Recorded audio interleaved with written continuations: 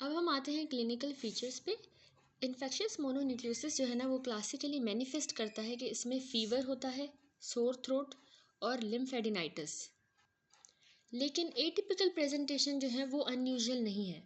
Sometimes जो है हमें इसमें लिटिल या नो फीवर मिल सकता है, ठीक है, और या फिर सिर्फ फटीग होगी पेशेंट को और लिम्फेडिनोपैथी होगी। तो इस तरह की एटिपिकल प्रेजेंटेशन हो सकती हैं, ठीक है।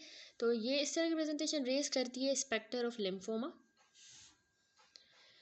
इसके अलावा फीवर हो सकता है अननोन ओरिजिन का, जो कि अनएसोसिएटेड होगा लिम्फेडिनोपैथी के साथ, यानी उसमें नहीं होगी, या फिर उसमें कोई भी लोकलाइज फाइंडिंग भी नहीं मिलेगी, इस तरह का फीवर। इसके अलावा किसी पेशेंट को हेपाटाइटिस भी हो सकती है, जो कि डिफ़िकल्ट होती है to differentiate from one of the hepatotropic viral syndromes. ये हेपेटोट्रोपिक वायरल सिंड्रोम हम चैप्टर 16 में पढ़ेंगे, जीआईटी वाले चैप्टर में, सॉरी लिवर और गाल ब्लेडर वाले चैप्टर में, ठीक है। तो मतलब इसको हेपेटाइटिस को इससे डिफ़िकल्ट हो जाता है डिफरेंशिएट करना। या फिर कुछ पेशेंट्स को जो है ना फिब्राइल रैश होगी, और ये फिब्राइल रैश जो है वो रुबेला को रिजेंबल करेगी। तो अल्टीमेटली जो डायग्नोसिस होती है वो डिपेंड करती है फॉलोइंग इंक्रीजिंग ऑर्डर स्पेसिफिसिटी पे। कैसी स्पेसिफिसिटी? नंबर 1, हमें प्रेजेंस मिले एटिपिकल लिम्फोसाइट्स की पेरिफेरल ब्लड में।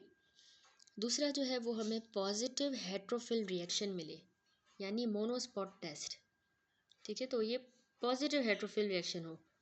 और तीसरा राइजिंग टाइटर मिले हमें एंटीबॉडीज़ का, जो कि स्पेसिफिक होती हैं एब्स्टन बार वायरस एंटीजन के अगेंस्ट। बहुत से पेशेंट में मोनोन्यूक्लियोसिस जो है ना वो 4 से 6 हफ्तों के अंदर ही रिजॉल्व कर जाती है, लेकिन कभी कभार फटीग जो होती है इसकी वजह से वो लॉन्गर लास्ट करती है। ओकेजनली एक या ज़्यादा कॉम्प्लिकेशन सुपरवीन कर सकती हैं। परहैप्स जो मोस्ट कॉमन है इनमें कॉम्प्लिकेशंस, उनमें आ जाता है हेपेटिक डिसफंक्शन हो जाना, जो कि जॉन्डिस के साथ एसोसिएटेड होगा, लिवर के एंजाइम्स भी उसमें बढ़ जाएंगे, और एपेटाइट डिस्टर्ब हो जाएगी। रेयरली इवन और लिवर फेलियर भी हो सकता है। और जो कॉम्प्लिकेशंस हैं वो हमारे नर्वस सिस्टम को इन्वॉल्व कर सकती हैं, किडनीज़ को, बोन मैरो, लंग्स, आई, हार्ट, स्प्लीन, ठीक है। और इसमें इंक्लूड करता है फैटल स्प्लीनिक रप्चर भी हो सकता है। तो ये सारी इसके मोनोन्यूक्लियोसिस की कॉम्प्लिकेशंस। अब एब्स्टन बार वायरस एक इंपॉर्टेंट ट्रांसफॉर्मिंग वायरस होता है, ठीक है, जो रोल अपना प्ले करता है in the pathogenesis of number of human malignancies, जिनमें एक मैलिग्नेंसी है बी सेल लिम्फोमा। इसकी कुछ सेवरल टाइप्स भी, इनमें भी ये मैलिग्नेंसी मतलब करवाता है, मतलब इन मैलिग्नेंसीज में ये अपना एक रोल प्ले करता है। तो एक सीरियस कॉम्प्लिकेशन उन लोगों में जिनमें टी सेल की इम्यूनिटी नहीं होती, वो unimpeded Epstein Barr virus driven B proliferation की वजह से होता है, ठीक है। हमने पढ़ा था ना कि टी सेल ही होते हैं जो कि इसको प्रोलिफरेट करने से रोकते हैं। तो अगर टी सेल ही नहीं है, किसी के इम्यूनिटी नहीं है, तो फिर उसके बी सेल और ज़्यादा इस वायरस की वजह से प्रोलिफरेट बहुत ज़्यादा करेंगे। तो ये प्रोसेस जो है ना वो इनिशिएट होता है एक अक्यूट इन्फेक्शन के साथ, या फिर रीएक्टिवेशन हो सकती है लेटेंट बी सेल इन्फेक्शन की। और ये जनरली बिगिन होता है पोलीक्लोनल प्रोलिफरेशन होगी, याद रखिएगा, पोलीक्लोनल जो ट्रांसफॉर्म कर दे हो जाएगी to overt monoclonal B cell lymphoma के अंदर ओवर टाइम। रिकॉन्स्टिट्यूशन इम्यूनिटी के, दैट इज़ कि हम जो है इम्यून सप्रेसिव ड्रग्स को अगर अब हम बंद कर दें लेना, सेसेशन हो जाए, और जो है इम्यूनिटी अगर वापस आ जाती है, तो ये समटाइम्स सफिशेंट होती है कि वे कंप्लीट रिग्रेशन करवा दे बी सेल की प्रोलिफरेशन की, यानी जो बी सेल प्रोलिफरेट की है वो अब रिग्रेस कर जाएँ, और ये जो है ना यूनिफॉर्मली, ये प्रोलिफरेशन वैसे जो है ये यूनिफॉर्मली फैटल होती है अगर हम इसको अनट्रीटेड छोड़ देते हैं, ठीक है। उसके बाद कह रहा है इम्पोर्टेंस सेल्यूलर इम्यून रिस्पॉन्स की in controlling the Epstein Barr virus infection is also driven home by X linked lymphoproliferative syndrome. ये एक रेयर इनहेरिटेड इम्यूनोडेफिशिएंसी है जिसमें इनएफेक्टिव रिस्पॉन्स हो रहा होता है। इनएफेक्टिव रिस्पॉन्स बाय एब्स्टन बार वायरस की वजह से ये इम्यूनोडेफिशिएंसी होती है। मोस्ट जो बॉयज़ होते हैं उनको म्यूटेशंस होती है इसके SH2D1A जीन में, जो इनकोड करता है एक सिग्नलिंग प्रोटीन को जो पार्टिसिपेट करती है टी सेल की और नेचुरल किलर सेल की एक्टिवेशन में, ठीक है। उस प्रोटीन को में ये म्यूटेशन आ जाती है। तो मोर देन 50% उस इस तरह के केसेस जो होते हैं एब्स्टन बार वायरस, उनमें अक्यूट ओवरवेलमिंग इन्फेक्शन कॉज करा देता है, जो कि ऑफन कॉम्प्लिकेट हो जाता है हीमोफेगोसाइटिक लिम्फोहिस्टियोसाइटोसिस के साथ। HLH ये हम आगे डिटेल में पढ़ेंगे, जबकि बाकी पेशेंट्स जो है ना वो कम कर जाएंगे to Epstein Barr virus driven lymphoma या फिर सेकेंडरी इन्फेक्शन जो कि रिलेटेड है हाइपोगामाग्लोबिनीमिया की वजह से, उनकी वजह से सेकेंडरी इन्फेक्शन होंगे, और इसकी जो बेसिस है वो वैसे अंडरस्टूड नहीं है। That's it. अब फंडामेंटल्स ऑफ पैथोलॉजी पैथोमा से भी देख लें। इन्फेक्शियस मोनोन्यूक्लियोसिस जो है ये एक एब्स्टेन बार वायरस इन्फेक्शन है जो कि रिजल्ट करता है लिम्फोसाइटिक ल्यूकोसाइटोसिस के अंदर। ठीक है, लिम्फोसाइट्स जो होते हैं ना, ये वाले ल्यूकोसाइट्स बढ़ जाते हैं, और ये कंप्राइज्ड होता है कौन से वाले cell, reactive CD8 T sales जो है ना ये बढ़ जाएंगे। साइटोमेगालोवायरस जो है ये भी एक और कॉज है, लेकिन ये लेस कॉमन है, ज़्यादातर एब्स्टेन बार वायरस की वजह से ये होती है। फिर कह रहा है एब्स्टेन बार वायरस जो है वो प्राइमरीली इन्फेक्ट कर जाता है हमारे ओरोफेरिंग्स को, पहले करेगा, और उसके नतीजे में फेरेंजाइटिस होगी। नंबर 2, ये लिवर को इन्फेक्ट करेगा जिसके नतीजे में हेपाटाइटिस होगी, लेकिन हेपेटोमेगैली के साथ, और उसमें एलिवेटेड लिवर एंजाइम्स मिलेंगे। और नंबर 3, ये जो है प्राइमरीली बी सेल्स को भी इफेक्ट करता है, तो इन तीनों को ये इन्फेक्ट करता है। फिर कह रहा है कि CD8 T सेल्स का जो रिस्पॉन्स होता है ना वो लीड करता है टू जनरलाइज्ड लिम्फ एडिनोपैथी हो जाएगी। क्यों होती है? Due to the T cell hyperplasia in the lymph node paracortex. ठीक है,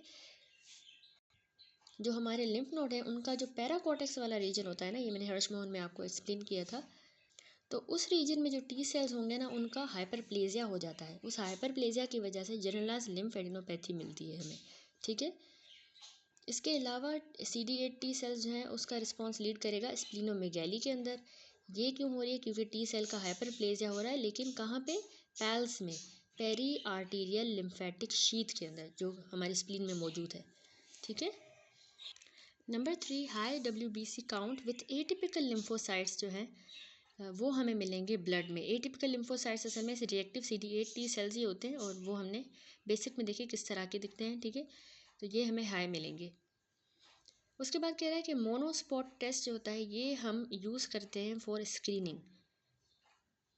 इस टेस्ट में क्या है कि ये हमारी IgM एंटीबॉडीज़ को जो है डिटेक्ट करता है, जो क्रॉस रिएक्ट करती हैं हॉर्स या शीप के रेड ब्लड सेल्स के साथ। ठीक है, तो इनको हम हेट्रोफाइल एंटीबॉडीज़ कहते हैं। ये हमें मिलती हैं इस टेस्ट में। दूसरा, ये जो है पॉजिटिव हो जाता है 1 वीक आफ्टर इन्फेक्शन।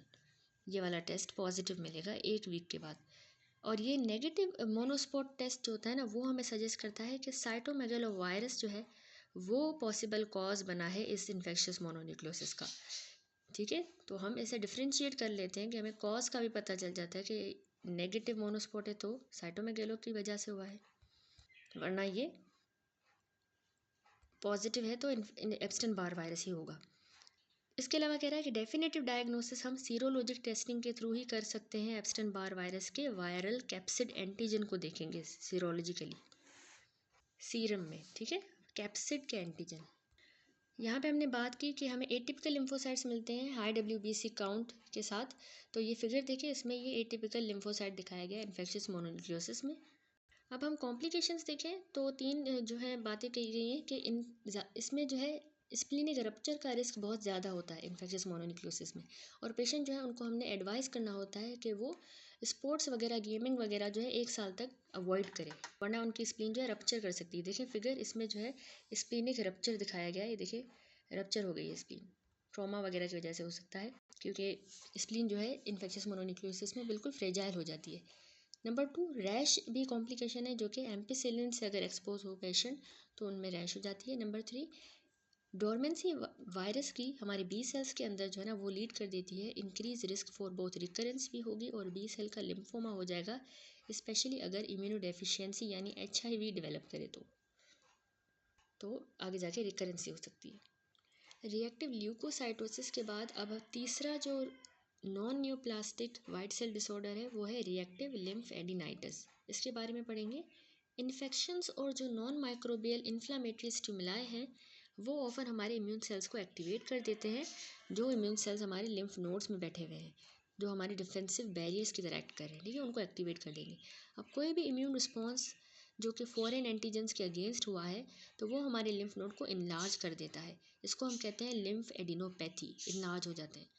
इन्फेक्शंस जो हैं जो लिम्फ एडिनाइटिस कॉज करवाते हैं वो वेरीड हैं और न्यूमरस हैं। वो एक्यूट भी हो सकता है, क्रोनिक इन्फेक्शन भी हो सकता है।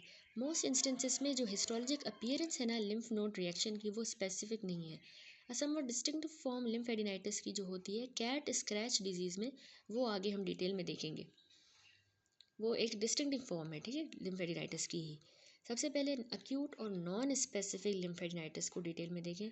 ये जो फॉर्म है लिम्फेडिनाइटिस की, ये आइसोलेटेड भी हो सकती है to a group of nodes उनके अंदर जो किसी लोकल इन्फेक्शन को ड्रेन कर रहे हैं, या फिर ये लिम्फेडिनाइटिस जनरलाइज्ड भी हो सकती है, जैसा कि किसी सिस्टेमिक इन्फेक्शस में हो या इन्फ्लामेटरी कंडीशन की वजह से हो, ठीक है। तो दोनों हो सकता है, आइसोलेटेड, जनरलाइज्ड। अब इस अक्यूट नॉन स्पेसिफिक लिम्फेडिनाइटिस की मॉर्फोलॉजी इस तरह है कि जो इन्फ्लेम्ड नोड्स होंगे ना इसमें, वो हमें स्वॉलन मिलेंगे, ग्रे रेड होंगे, याद रखिएगा, ग्रे रेड और इनगोज्ड मिलेंगे। जब हम इनको हिस्टोलॉजिकली देखेंगे तो लार्ज जर्मिनल सेंटर्स हमें नज़र आएंगे। उन लार्ज जर्मिनल सेंटर्स में जो है न्यूमरस माइटोटिक फिगर्स मौजूद होंगे, ठीक है। जब भी कॉज जो है किसी पायोजेनिक ऑर्गेनिज्म की वजह से इन्फ्लामेशन हुई है ना नोड्स की, तो उस वाले केस में हमें न्यूट्रोफिलिक इन्फिल्ट्रेट मिलेगा फॉलिकल्स के अराउंड, ठीक है। और लिम्फोइड साइनसिस जो होती है ना, उनके अंदर भी जो है हमें वो न्यूट्रोफिल्स मिलेंगे। सिवियर इन्फेक्शंस के साथ जो है वो सेंटर्स जो होते हैं ना फॉलिकल्स के, उनमें नेक्रोसिस हो जाती है सिवियर केसेस में, तो वो आगे जाके एब्सेस बना देगा। अफेक्टेड जो नोड्स हैं वो हमें टेंडर मिलते हैं और फ्लक्चुएंट भी मिल सकते हैं। अगर एब्सेस जो है बहुत ज़्यादा है तो हमें फ्लक्चुएंट नोड्स मिलेंगे। ओवरलाइंग जो स्किन होगी ना नोड्स के ऊपर, वो फ्रीक्वेंटली हमें रेड मिलती है और वो ड्रेनिंग साइनसिस डेवलप कर देगी, ठीक है, ड्रेन कर रहा होगा स्किन के ऊपर से। तो with the control of the infection जो लिम्फ नोड्स हैं, जैसे ही कंट्रोल हो गया इन्फेक्शन, तो वो लिम्फ नोड्स रिवर्ट कर जाएंगे नॉर्मल रेस्टिंग अपीयरेंस पे, या फिर वो अगर अगर या फिर डैमेज हुआ है तो फिर स्कारिंग हो सकती है, ठीक है। तो ये सारी हो गई अक्यूट नॉन स्पेसिफिक लिम्फेडिनाइटिस। अब क्रोनिक नॉन स्पेसिफिक लिम्फेडिनाइटिस देखें तो ये भी कॉजेटिव एजेंट पे डिपेंड करता है। क्रोनिक नॉन स्पेसिफिक लिम्फेडिनाइटिस जो है वो अज्यूम कर सकती है 3 पैटर्न। एक फॉलिक्यूलर हाइपरप्लेजिया होता है, दूसरा पैराकॉर्टिकल हाइपरप्लेजिया, और तीसरा साइनस हिस्टोसाइटोसिस। 3 इसके पैटर्न हो सकते हैं और ये 3 पैटर्न कॉज पे डिपेंड करते हैं। तो मॉर्फोलॉजी देखें, सबसे पहला फॉलिकुलर हाइपरप्लेजिया। अब ये जो पैटर्न है ना, ये उन इन्फेक्शंस में होता है या इन्फ्लामेटरी प्रोसेसेस में जो हमारे बी सेल्स को एक्टिवेट कर देते हैं, जो माइग्रेट करेगा into the B cell follicles, यानी ये एक्टिवेटेड बी सेल्स फिर बी सेल फॉलिकल्स में जाके माइग्रेट करेंगे और वहाँ पे फॉलिक्यूलर या फिर हम कह सकते हैं जर्मिनल सेंटर रिएक्शन कॉज करवाएंगे, ठीक है। तो रिएक्टिव जो फॉलिकल्स होते हैं ना, उनमें हमें न्यूमरस एक्टिवेटेड बी सेल्स मिलेंगे, कुछ स्कैटर्ड टी सेल्स भी मिलेंगे, फैगोसाइटिक मैक्रोफेजेस होंगे जिनके अंदर न्यूक्लियर डेब्रिस होगी, इसको टिंजिबल बॉडी मैक्रोफेजेस भी कहते हैं। और इसके अलावा हमें antigen presenting follicular dendritic cells का भी मैशवर्क मिलेगा, ठीक है। ये बात हो रही है रिएक्टिव फॉलिकल्स की कि वो हमें कैसे नज़र आएंगे। इसके अलावा फॉलिकुलर हाइपरप्लेजिया के कॉजेज़ अब क्या है, ये क्यों होता है, ये रूमेटॉइड आर्थराइटिस में टॉक्सोप्लाज्मोसिस और अर्ली जो HIV इन्फेक्शन है, अर्ली वाला स्टेज, उसमें हमें ये मिलता है। ये फॉर्म लिम्फेडिनाइटिस की जो है, इसको हमें डिस्टिंग्विश करना होता है फॉलिकुलर लिम्फोमा से, जो कि हम आगे पढ़ेंगे, उससे डिस्टिंग्विश करना होता है। फाइंडिंग्स जो फेवर करती हैं फॉलिकुलर हाइपरप्लेजिया को, वो ये फाइंडिंग्स हैं कि हमें इसमें प्रिजर्वेशन मिलती है लिम्फ नोड के आर्किटेक्चर की, वो बिल्कुल प्रिजर्व रहता है। दूसरी फाइंडिंग जो इसको फेवर करती है वो ये है कि शेप और साइज़ जो है ना जर्मिनल सेंटर्स का, वो वेरी कर सकता है। तीसरा, हमें इसमें प्रेजेंस मिलेगी mixture of germinal centre lymphocytes of varying shapes and sizes, ठीक है। डिफरेंट साइज और शेप्स के हमें जर्मिनल सेंटर लिम्फोसाइट्स का मिक्सचर मिलेगा, ठीक है, कुछ बड़े कुछ छोटे इस तरह से। और नंबर 4 पॉइंट ये है कि फॉलिकुलर हाइपरप्लेजिया में हमें प्रोमिनेंट फैगोसाइटिक और माइटोटिक एक्टिविटी मिलेगी उसके जर्मिनल सेंटर में, फैगोसाइटिक भी हो रही होगी, माइटोटिक भी। तो ये पॉइंट्स बहुत इंपॉर्टेंट है, ये याद रखनी है आपने। फॉलिकुलर हाइपरप्लेजिया की फेवरेबल फाइंडिंग्स कौन सी हैं। दूसरा हमने कहा, दूसरा क्रोनिक नॉन स्पेसिफिक लिम्फेडिनाइटिस होता है पैराकॉर्टिकल हाइपरप्लेजिया। तो हम इनको पॉजिटिव एजेंट के हिसाब से क्लासीफाई कर रहे हैं ना, तो वहाँ पे तो बी सेल थे, यहाँ पे अब क्या होगा, इस पैटर्न में जो इम्यून रिएक्शन है वो टी सेल रीजन्स को इन्वॉल्व करता है। टी सेल रीजन्स जो होते हैं ना लिम्फ नोड्स के, वो उनमें होगा। तो जब एक्टिवेट हो जाएगा तो हमारा जो पैराफोलिकुलर टी सेल है वो ट्रांसफॉर्म कर जाएगा लार्ज प्रोलिफरेटिंग इम्यूनोब्लास्ट के अंदर, ठीक है, ये बनेंगे। तो ये इम्यूनोब्लास्ट जो है वो इफेस करेंगे बी सेल फॉलिकल्स को, ठीक है।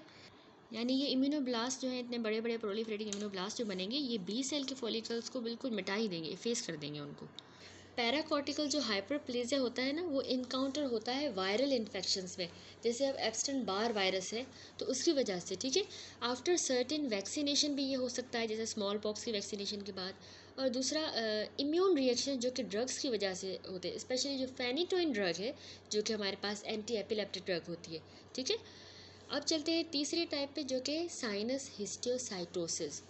ये भी रिएक्टिव पैटर्न है जिसमें हमें डिस्टेंशन मिलती है और प्रोमिनेंस मिलेगी लिम्फेटिक साइनोसॉइड्स की।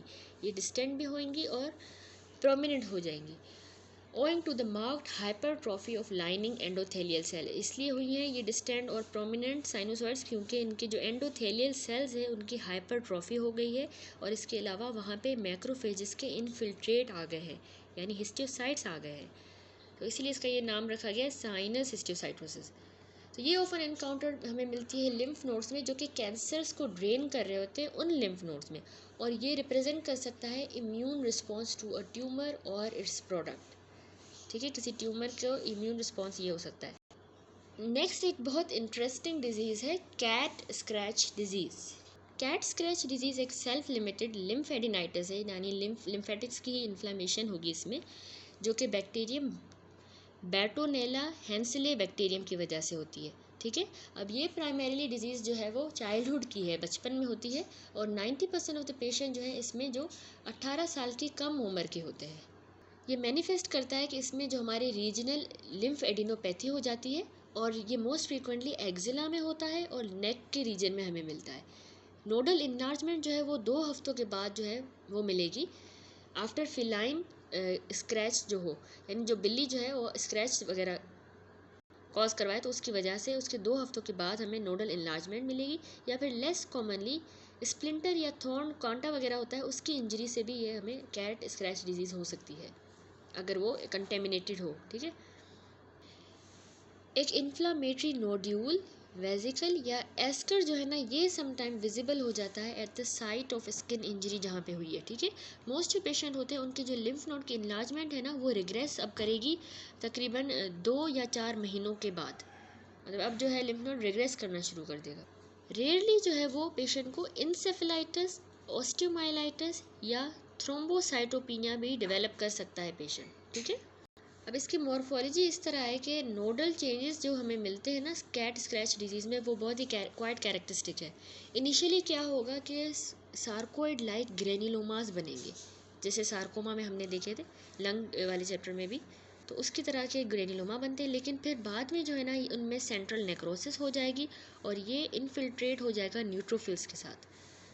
ये इरेगुलर स्टिलेट नेक्रोटाइजिंग जो ग्रेन्युलोमास है वो बिल्कुल उसी तरह के हैं जिस तरह के हमें अपीयरेंस में वैसे हैं जैसे कि बहुत से और इन्फेक्शंस में हमें मिलते हैं, जैसे कि लिम्फोग्रेन्युलोमा वेनिरम। ये अल्सरेटिव डिजीज़ होती है जेनाइटल एरिया की, जो कि क्लेमाइडिया इन्फेक्शन की वजह से होता है, ठीक है। तो उसमें जिस तरह के हमें ये इरेगुलर किस्म के स्टिलेट और नेक्रोटाइजिंग ग्रेन्युलोमा मिलते हैं उसी तरह के यहाँ पे भी मिलेंगे कैट स्क्रैच डिजीज़ में, ठीक है। अब माइक्रोब जो होता है वो एक्स्ट्रा सेल्यूलर होता है और हम उसको सिल्वर स्टेन के थ्रू विजुलाइज कर सकते हैं। डायग्नोसिस इसकी हम करते हैं जब पेशेंट को कोई हो कि उसने कहा हिस्ट्री हो एक्सपोजर टू द कैट्स। ये कैरेक्टरिस्टिक क्लिनिकल जो फाइंडिंग्स हैं उनसे भी हम डायग्नोसिस कर सकते हैं। इसके अलावा पॉजिटिव रिजल्ट मिलेगा हमें सीरोलॉजिक टेस्टिंग जब हम करेंगे एंटीबॉडीज़ टू द बार्टोनेला, तो उसके अगेंस्ट एंटीबॉडीज़ मिलेंगी और डिस्टिंक्टिव मॉर्फोलॉजिक चेंजेस मिलेंगे हमें लिम्फ नोड्स में। That's it. अगली डिजीज़ है हीमोफैगोसाइटिक लिम्फोहिस्टोसाइटोसिस HLH। ये भी रिएक्टिव लिम्फेडिनाइटिस में ही आ जाता है। HLH जो है ये एक अनकॉमन डिसऑर्डर है, इतना कॉमन नहीं है, और ये वायरल इन्फेक्शन या फिर किसी pro inflammatory exposure trigger activation जब होती है मैक्रोफेजेस की पूरी बॉडी में तो उसकी वजह से होता है, ठीक है। प्रो इन्फ्लामेटरी एक्सपोजर होता है हमारे मैक्रोफेजेस की एक्टिवेशन करवा देता है। या फिर ये वायरल इन्फेक्शन की वजह से होता है। अब ये लीड क्या करेगा, फैगोसाइटोसिस करवा देगा हमारे ब्लड सेल्स की और उनके प्रिकर्सर्स की भी, तो साइटोपिनियाज भी होंगे, ठीक है, सारे ब्लड सेल्स जो है वो ख़त्म हो रहे हैं। और सिम्टम्स जो है ना वो रिलेटेड होते हैं, इसमें सिस्टेमिक इन्फ्लामेशन जैसे सिम्टम्स मिलेंगे और ऑर्गन डिसफंक्शन के जिस तरह के हमें सिम्टम मिलते हैं। तो ये HLH जो है ये इनहेरिटेड डिफेक्ट्स, इसमें हमें सेवरल जीन्स का मिलता है, जो जीन्स रेगुलेट कर रहे होते हैं हमारे इम्यून सेल्स के फंक्शन को। तो ये इस तरह के इनहेरिटेड जो डिफेक्ट्स हैं वो ग्रेटर रिस्क करवाते हैं HLH का, ठीक है, इनहेरिटेड है ये, ठीक है। वो जीन्स जो हमारे इम्यून सेल के फंक्शन को कंट्रोल करते हैं उनमें डिफेक्ट आ गया है। तो जो इन्वॉल्व जीन्स हैं और वो प्रोटीन्स जो हैं जोन सी हैं वो डाइवर्स हैं, लेकिन ये कॉमन फीचर शेयर करती हैं कि उनको जो है साइटोलाइटिक फंक्शन चाहिए होता है CD8T हेल्पर सेल्स का और नेचुरल किलर सेल्स का। यानी ये जो जीन्स होते हैं ना ये हमें चाहिए होते हैं, CD8T सेल्स को भी चाहिए होते हैं ये जीन्स और नेचुरल किलर सेल्स को भी, ताकि वो अपने साइटोलाइटिक फंक्शन परफॉर्म कर सके। तो क्योंकि अब ये डिफेक्ट आ गया है किलर लिम्फोसाइट्स में, ठीक है, तो साइटोटॉक्सिक जो लिम्फोसाइट्स हैं अब वो किल नहीं कर पाएंगे अपने टारगेट्स को, अनेबल हो गए हैं, ये डिफेक्ट आ गया है, ठीक है। एग्जाम्पल जैसे कि वायरस इन्फेक्टेड सेल्स, उनको किल नहीं कर पाएंगे और ये इंगेज रहेंगे टारगेटेड सेल्स के साथ for the longer than normal period of time, ठीक है, बस उसमें इंगेज रहेंगे, उसको किल नहीं कर पाएंगे क्योंकि उनमें इनहेरिटेड जेनेटिक डिफेक्ट आ गया है। और ये लीड कर देगा कि वो बस इंगेज रहेंगे और एक्सेसिव साइटोकाइंस का रिलीज़ हो जाएगा, जैसे इंटरफेरोन गामा बहुत ज़्यादा रिलीज़ होगा जो कि मैक्रोफेजेस को एक्टिवेट कर देगा, ठीक है, क्योंकि साइटोकाइंस रिलीज़ हो रहे हैं जैसे इंटरफेरोन गामा, तो वो मैक्रोफेजेस को रिलीज़ करेगा। द अनब्रिडल्ड मैक्रोफेज की एक्टिवेशन जो है वो रिलीज़ करवाएगी toxic level additional pro inflammatory cytokines का, जैसे अब इन मैक्रोफेजेस में से फर्दर ट्यूमर नेक्रोटिक फैक्टर और इंटरल्यूकिन 6 सिक्रीट होगा जो कि साइंस एंड सिम्टम प्रोड्यूस करेगा जो हमें सेप्सिस में मिलते हैं, ठीक है, सेप्सिस में भी यही प्रोड्यूस होते हैं ना, तो इसलिए। और इसके अलावा बाकी कंडीशंस भी जो कि सिस्टेमिक इन्फ्लामेटरी रिस्पॉन्स लीड करती हैं उस तरह की कंडीशन प्रोड्यूस कर देगा, ठीक हो गया। अब HLH जो है ना ये सेवरल डिस्टिंक्ट सेटिंग्स में होता है, ये ज़्यादातर इन्फेंट्स में और जो यंग चिल्ड्रन हैं उनमें ये बहुत कॉमन है, जिनमें होमोजाइगस डिफेक्ट्स हमें मिलते हैं उनके जीन्स में, वो जीन्स जो कि साइटोटॉक्सिक लिम्फोसाइट के फंक्शन के लिए चाहिए। अब वो जीन कौन सा है, नाम देख लें, इसका याद कर लें, जीन PRF1। ये जीन इनकोड करता है परफोरिन को। परफोरिन हमने पढ़ा हुआ है कि ये एक एसेंशियल कंपोनेंट होता है साइटोटॉक्सिक ग्रेन्यूल्स में, ठीक है, बहुत ही ज़रूरी होता है उनके लिए। तो इसका जो है डिफेक्ट आ गया है इस जीन का जो इस प्रोटीन को कोड करता है। अब इस सेटिंग में जो है ना ट्रिगर जो है वो कुछ नॉर्मली ट्राइवियल चाइल्डहुड का कोई मामूली सा वायरल इन्फेक्शन भी जो है ना वो भी ट्रिगर हो सकता है, ट्रिगर करवा सकता है, ठीक है। इसके अलावा HLH जो है वो बूढ़े लोगों में, बूढ़े जो मेल बच्चे हैं, ओल्डर मेल चिल्ड्रन और अडोलसेंट, सॉरी बूढ़े नहीं, ओल्डर जो मेल चिल्ड्रन है, यहाँ पे तो यंग की बात की, यंग चिल्ड्रन और इन्फेंट की, अब ओल्डर मेल चिल्ड्रन और जो अडोलसेंट हैं जिनमें एक्स लिंक्ड लिम्फोप्रोलिफरेटिव डिसऑर्डर होता है, तो उनमें भी HLH अराइज करती है, जिसमें क्या होगा कि ट्रिगर यहाँ पे एप्स्टन बार वायरस का इन्फेक्शन होगा। उन लोगों में जो कि अफेक्टेड होते हैं, तो infected inherited defect signalling molecule का, जिसको हम कहते हैं SLAM, SLAM associated protein, SLAM associated protein जिसको SAP कहते हैं, तो इस सिग्नलिंग मॉलिक्यूल में जो डिफेक्ट अगर आ जाए इनहेरिटेड, तो ये लीड करता है इनएफिशिएंट किलिंग होगी Epstein Barr virus infected B cells की। HLH जो है ना ये ऑल्सो कॉम्प्लिकेट करती है बाकी सिस्टेमिक इन्फ्लामेटरी डिसऑर्डर्स को भी, जैसे र्यूमाटोलॉजिक कंडीशन को भी ये और ज़्यादा कॉम्प्लिकेट कर देती है। अब एटलीस्ट अ सबसेट ऑफ इस तरह के इंडिविजुअल जो है उनको हेट्रोजाइगस डिफेक्ट्स भी मिलते हैं, यहाँ हमने होमोजाइगस देखे थे, हेट्रोजाइगस भी मिलेंगे जो कि रिक्वायर्ड होते हैं साइटोटॉक्सिक लिम्फोसाइट फंक्शन के लिए, उन जीन्स में जो हमें हेट्रोजाइगस डिफेक्ट मिलेंगे। तो उसके नतीजे में जो है जेनेटिक बैकग्राउंड क्रिएट होगा जो इंक्रीज़ कर देता है लाइक्लीहुड ऑफ HLH।